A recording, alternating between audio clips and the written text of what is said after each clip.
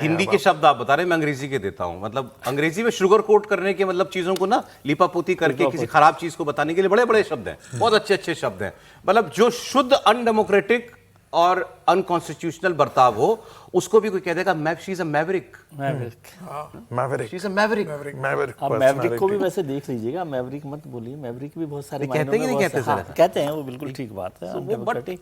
और ममता जी को है ना, ये मत समझिए कि वो मोदी जी से नाराज रहती है। मुझे याद है कि वो प्रधानमंत्री वाजपेयी थे और सरकार में वो थी मंत्री, और वो नाराज हो गई थी और चली गई कोलकाता, और वाजपेयी जी चले गए कोलकाता उनसे मिलने, तो वो कोलकाता छोड़ के चली गई। और वाजपेयी जी उनकी माँ से मिलकर आए, उनकी माँ से मिलकर आए, प्राइम मिनिस्टर मिलने गए और उनकी माँ को कहा तुम्हारी बेटी बहुत शरारती है। और आप अभी इतनी सी बात पे नाराज हो रहे हैं।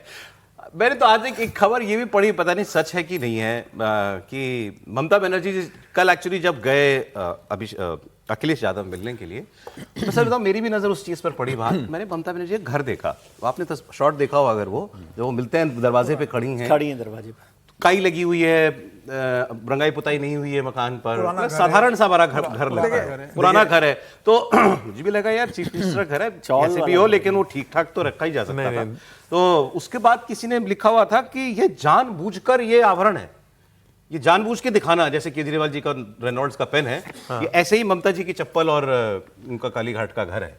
किसी ने लिखा था, मैंने, मुझे नहीं पता सच है कि नहीं है। उसके बाद उसमें नहीं ना सर, पुताई कराने में क्या जा रहा है, पुताई करा के कोई ठग से भी रह सकता है। लेकिन उन दोनों में बहुत फर्क है ना, शीश महल बनाया काई वाले घर में फर्क होता है। तो वो लोगों ने, किसी ने लिखा था कि ये उनको गरीब दिखाने के लिए या उनको बहुत ज्यादा साधारण दिखाने के लिए उस इलाके के उस गली के घरों को भी ऐसे ही रखा जाता है। वो घर भी वैसे ही, वो गली भी वैसे की वैसे ही, ज्योति गली में भी कोई काम नहीं हुआ। देखिए छोटी सी किस्सा बता, एक लाइन बता दूं सर, कि एक मित्र हमारे गए हुए थे बंगाल, उनसे मेरी कल बात हुई, तो बोले उन्होंने एक वीडियो बनाया, जर्नलिस्ट है वो, तो जहाँ ममता बनर्जी का घर है और उसके दूसरी तरफ सड़क पार है, उनका 12 साल बाद ये कैमरा सड़क के उधर की तरफ गया है, बताइए, ममता बनर्जी के घर की तरफ, वहाँ तक नहीं जा सकता था।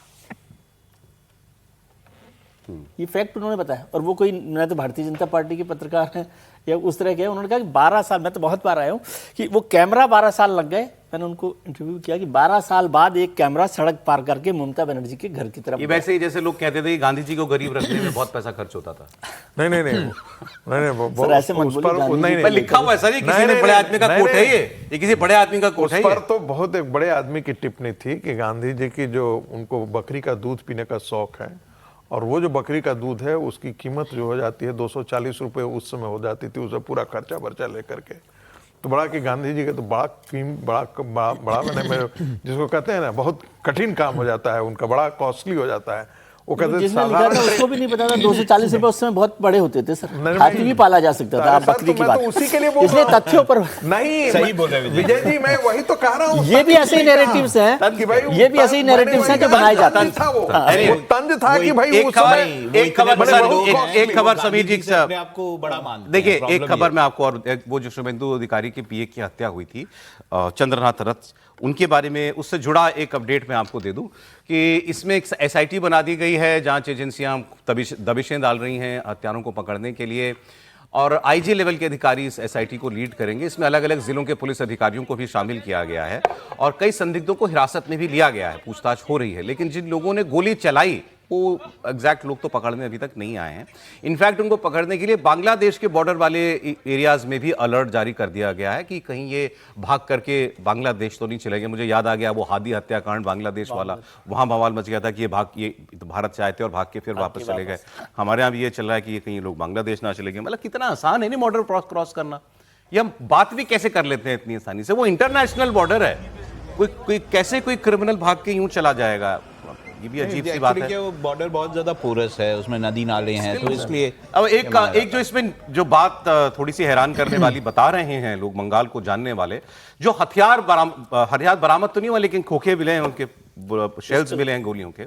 सो वो उससे ये पता चला है कि ये पिस्टल जो थी इंपोर्टेड पिस्टल थी, ग्लॉक पिस्टल थी।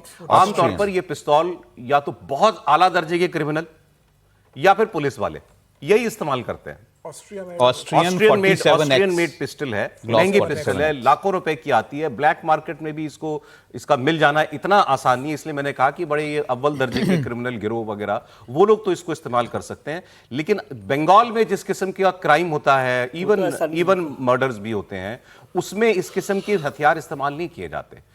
तो कहां से ये वेपन किसके पास आया होगा? तो इसलिए ये लग रहा है कि ये कोई बहुत लंबा गेम था, कोई बड़ा गेम था। ये ऐसा ये छोटी मोटी बात नहीं है, ये पिस्टल वाली बात से ये बात कही जा रही है सर। निश्चित रूप से इतने हाई प्रोफाइल मर्डर को जिस तरीके से अंजाम दिया गया, ये बहुत प्रोफेशनल शूटर्स रहे, किलर्स रहे होंगे, और इनके पीछे जो जिन लोगों ने सुपारी दी होगी या जिन लोगों ने इनको पैसा दिया होगा मारने के लिए रथ को, मुझे लगता है वो भी कोई बड़े खिलाड़ी रहे होंगे।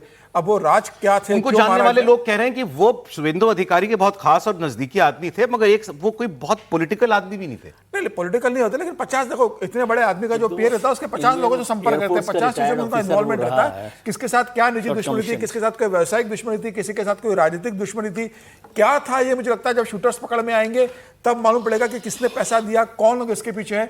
और मुझे लगता है इतना बड़ा मामला है तो सीबीआई को देना चाहिए था, क्योंकि एसआईटी जांच कर रही है, सीआईडी जांच कर रही है, अभी जो अधिकारी वो सब पुराने वहां के लोग हैं।